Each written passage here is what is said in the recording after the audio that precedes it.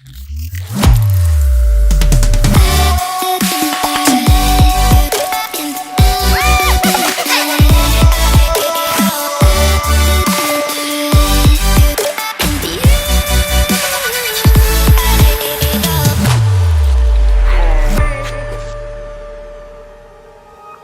a long journey for this fabulous family that we've worked for up in West Vancouver, and what a beautiful day. Check out these views here. We're set up here in the mountains of West Vancouver, overlooking the ocean, and it's just a lovely spot. When I walked into this place, it was every shade of tan and brown you can imagine. It was stuck in the early 90s and was screaming for a renovation. And these clients had never embarked on any kind of reno journey before, so it was definitely a learning curve, helping them understand what they were getting into. Thankfully, they found a place to move out into for the entire renovation, and it was kind of like a reveal at the end, like Move That Bus style of reveal.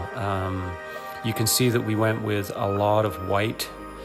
We really hit it hard to give it a really clean, open feel. It's what the clients wanted, but we added this accent wall over the fireplace of dark, almost black, but really kind of gives it a bit of interest there and a focal point.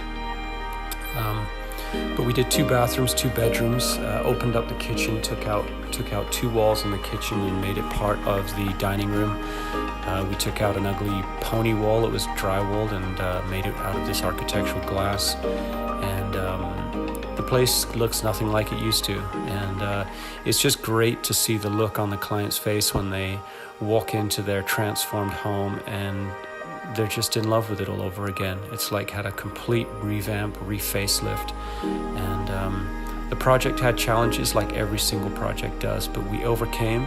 And we're good friends with the clients. They're extremely happy, and it's just been a pleasure. And I just want to say great work team to the LittleStar team pulling this off.